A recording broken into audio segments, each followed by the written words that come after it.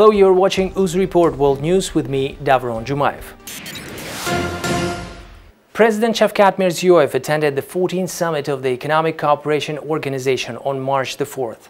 The event was chaired by Turkish President Recep Tayyip Erdogan. In his address, Mirziyoyev named the space of the Economic Cooperation Organization a region with huge potential, a common history, religion, culture and values.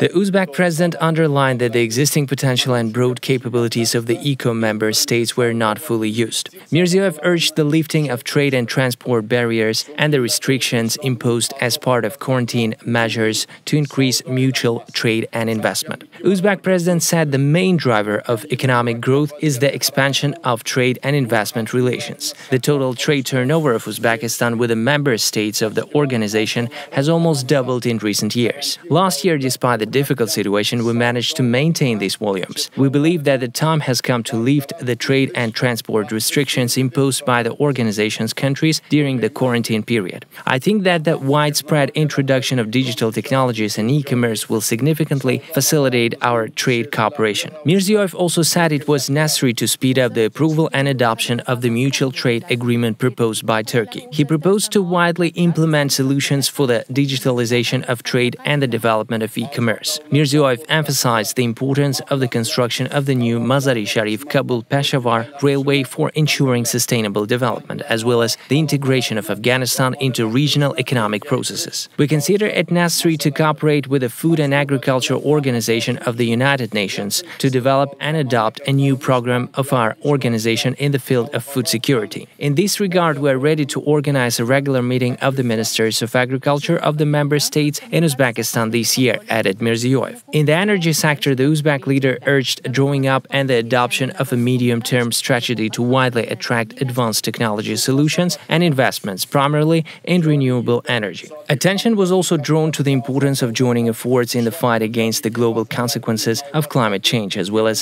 the need to strengthen cooperation in the field of health, including monitoring and rapid response to modern challenges and threats. The Uzbek government is intending to completely revise the e-commerce administration system.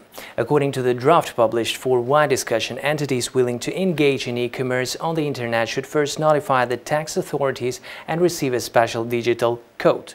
The draft provides following benefits and preferences. By April 1st, 2021, foreign legal entities that provide electronic services to individuals in Uzbekistan will be exempted from liability for violation of the deadlines for tax registration as the VAT payer. The rates of income tax and turnover tax will be reduced by 50%. The State Tax Committee said that new measures would provide 196 billion sums of additional funds to the budget. Chinese company Lini Investment Group Chenmingqi has announced its intention to build a 7-hectare recreation area built on the Tuya Bogus Reservoir in Tashkent region. The new resort is to serve both local and foreign tourists. The company said it would invest $2.5 million at the first stage of the project. Some 100 new jobs are to be created. The total volume of cargo moving in Uzbekistan amounted to 1.3 billion tons in 2020, 4.6% up year-on-year, Deputy Transport Minister Jasurbek Choriev told at press conference on March the 2nd. Transport cargo turnover has reached 40.1 billion tons. Choriev said there were a number of problems in the transport sector of Uzbekistan. According to him, these problems were mainly associated with goods that suffer delays at the border, the presence of weight and size standards with all sorts of differences, limited working hours of checkpoints, low quality of service on roads of international importance. Today, 6.4% of Uzbekistan's gross domestic product is accounted for by transport services, 7.4% of total investment and 29.5% of the service sector is accounted for by transport. The volume of cargo passing in Uzbekistan is expected to amount 2.1 billion tons by 2030, with a volume of investments in the sphere reaching $1.9 billion, said Choriev. Uzbekistan's eastern Fergana region intends to launch the production of electric scooters as President Shavkat Mirziyoyev on March the 2nd inked a decree providing subsidies and benefits to entities engaged in electrical industry. According to the plans, new facilities will be located on the territory of the Free Economic Zone Kokand. In particular, Bicycle Trading Invest is set to invest $1.5 million to produce up to 4,500 electric scooters annually. Another company, Velomax, has announced its readiness to channel $4 million towards the production of 20,000 vehicles. Technoworld is investing over $2.2 million. The annual production capacity is set to comprise 2,000 scooters. In total, some $8.5 million will be spent in this direction, with most of the plans to be launched by the end of this year. Each year in early March, Uzbekistan awards ambitious, influential and hard-working women. Uzbegim Ayola Uzbek Woman National Award 2021 rewarded a total of 14 women engaged in medicine, business, media and other spheres. Marifat Abdusharipova has more. Each winner was awarded individually, listing their achievements by using videos about their activities. Uzreport journalists have managed to talk to several awardees of the event. Если честно, мне очень неловко говорить о наградах. To be honest, I didn't think that I deserved such major award because there are many women who are working hard for the health of people and benefiting the country to a great extent. Today I am so happy, but still the impressions are mixed. The doctors felt the severity of the pandemic. Our knowledge of this disease was small, and so we studied it every minute. After daily research and analysis, it was possible to find a way to better understand this disease, and we will continue to fight against it. I didn't expect such a reward, especially receiving it from the hands of a child whom I've operated recently was a thrill.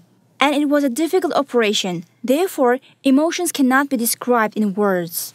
The contest is held among candidates all over the country. For example, the entrepreneurship category, Juzimgul Bekbergenova, the head of the farm Mashit Juzimgul of the Nukus district, also received her award. To this day, it provides social assistance to the children of the orphanage and low-income families. In particular, the winners were figures in the field of treatment of children with cancer, honored artists of the Republic in the field of science, economics, bloggers, and others. 1,000 business-oriented containers are being prepared for needy families in Bukhara region of Uzbekistan.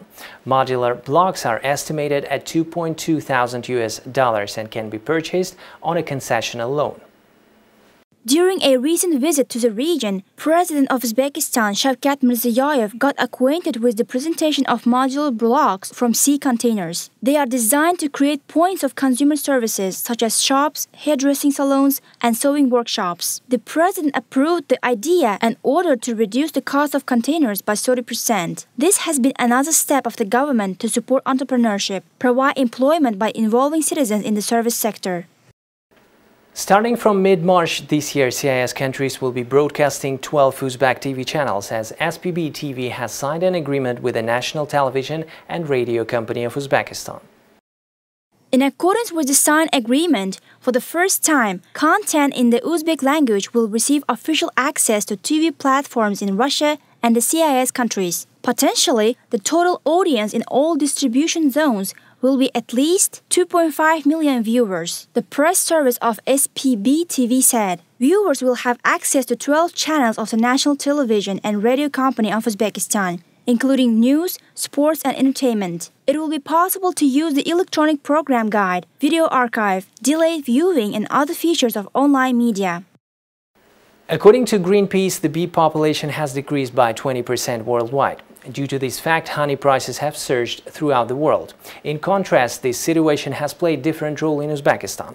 During the quarantine, the demand for immunity-enhancing products increased significantly, which led to a sharp increase in prices for bee products as well. People engaged in this sphere during a press conference on Wednesday shared some numbers concerning the industry. According to the 2020 report, the number of beekeeping entities exceeded 14,000 in Uzbekistan. Meanwhile, the number of bees comprised 907,000, an increase of 111%. The yield of honey was more than 20 tons. 112% up year-on-year. Atabek Gayibov, chief specialist of the Association of Beekeepers of Uzbekistan. If we pay attention to the price, then the products grown by the beekeeper in comparison with its cost are quite low. For example, the wholesale price for a liter of cotton honey ranged from $2.5 to $4. Mountain or flower honey was sold at a price of $4.5 to $6. From thoroughbred, for example, Carpathian bees brought from abroad, in local conditions, more than 400,000 bees were produced. This positively influenced the increase in the previous honey yield, which amounted to 21 tons. In addition, during this period, 243,000 bee packages were exported, mainly to Kazakhstan, Russia, and Kyrgyzstan. On the basis of the program of the Food and Agriculture Organization of the United Nations, the Association of Beekeepers of Uzbekistan has developed a scheme for the placement of beekeeping entities. Thousands of New Zealanders were evacuated away from the coastline on Friday morning after a series of powerful earthquakes triggered small tsunami waves there. Sirens sounded across the water's edge after 3 offshore quakes in 8 hours. Video posted on social media showed surges entering the northeastern parts of the territory. An emergency alert was issued for all coastal areas around the capital, Auckland. There were no reports of damage or casualties from the quakes, and authorities have since said that the largest waves have passed, downgrading the threat level and told residents they could return home. New Zealand is located in a region prone to seismic activity. The third and strongest of Friday's quakes registered at a magnitude of 8.1, while the others registered above a 7. 10 years ago, a magnitude 6.3 earthquake hit the city of Christchurch, killing 185 people. Security was tight on Thursday at the U.S. Capitol, the scene of a deadly siege in January, after police warned that a U.S. militia group might try to attack it again to mark a key date on the calendar connected to the baseless QAnon conspiracy theory. A bulletin issued earlier this week by the Department of Homeland Security and the FBI said an unidentified group of militia violent extremists discussed plans in February to, quote, take control of the U.S. Capitol and remove Democratic lawmakers on or about March 4th. March 4th is the day when adherents to the QAnon theory believe that former President Donald Trump, who was defeated by President Joe Biden in the November 3rd election, would be sworn in for a second term in office. Up until 1933, March 4th was the date of the inauguration. House Speaker Nancy Pelosi, whose chamber canceled its afternoon session after the warning, still appeared at the Capitol Thursday for her weekly press conference, dismissing any significance the date may hold. And the silliness of this being Inauguration Day falls into the realm of let's not waste our time on it. Still, Capitol Police have asked the Pentagon to extend the presence of the National Guard, who have been there since the insurrection, for at least another 2 months. We should have them here as long as they are needed. There are currently about 5,200 National Guard troops around the building. The Senate remained open Thursday with Biden's coronavirus relief package on the docket. Long-term security improvements to the Capitol are being drafted, funding for which Congress would have to approve.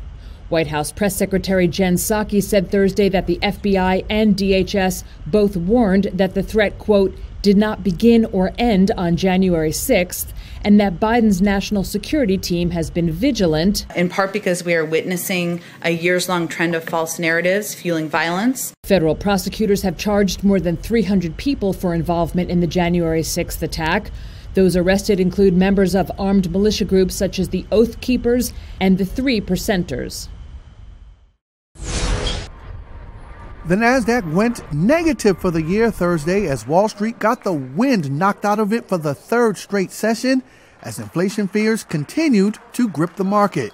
The tech-heavy Nasdaq is just about 10% below the record closing high set on February 12th, putting the index on the cusp of what is known on Wall Street as a correction. The Dow shed 345 points, the S&P 500 lost 51 points, the Nasdaq tumbled 274 points. Thursday's deep stock market declines were sparked by remarks made by Federal Reserve Chairman Jerome Powell that the Fed isn't ready to tweak its easy money policies. That unnerved some investors who are growing worried about inflation, says Victoria Fernandez, chief market strategist at Crossmark Global Investments. I think what may be happening is that the inflation fears that the market is seeing right now, you have Powell saying they are going to be transitory inflation rises, and so they're not going to move based on those. And perhaps the market is losing a little bit of confidence in the Fed and that they're going to be able to control rising inflation. Investors got another whiff of inflation from the oil market. Crude oil prices hit highs not seen in more than a year. U.S. crude jumped to nearly $64 a barrel after OPEC and its allies agreed to keep production cuts in place. Economic numbers didn't provide much comfort. New claims for unemployment benefits jumped to 745,000 last week as brutal winter storms in the densely populated South added to job woes. Some 18 million Americans were on unemployment benefits through mid-February. Markets will get a closer look at the employment picture on Friday with the release of the closely watched monthly jobs report. The majority of global COVID-19 deaths have been in countries where many people are obese, a worldwide study found on Thursday, with coronavirus fatality rates 10 times higher in nations where at least 50% of adults are overweight. The report, which described a dramatic correlation between countries' COVID-19 death and obesity rates, found that 90% or 2.2 million of the 2.5 million deaths from the pandemic so far were in countries with high levels of obesity. Olivia Barata Cavalcanti is a doctor and director of science and programs at the World Obesity Federation. So this is not exactly surprising. The surprising part is that governments haven't really acted on obesity until now. So now we have this perfect storm of obesity pandemic and COVID-19 pandemic. The study analysed the COVID-19 death figures from Johns Hopkins University in the United States and the World Health Organization's Global Health Observatory data on obesity. Strikingly, the authors said there is no example of a country where people are generally not overweight or obese having high COVID-19 death rates. The report found that in the US and Britain, for example, both COVID-19 death rates and obesity levels were among the highest. John Wilding is a professor of medicine at Britain's University of Liverpool and president of the World Obesity Federation. I think it's really important that countries around the world work together to put into place systematic approaches to both prevent and treat obesity. This means making changes to food systems, transport systems, and providing good healthcare options for people living with obesity so that they can access effective interventions. Wilding says obesity should be recognised as a key COVID-19 health risk and taken into account in vaccination plans. These were the top headlines for today. Stay safe and goodbye.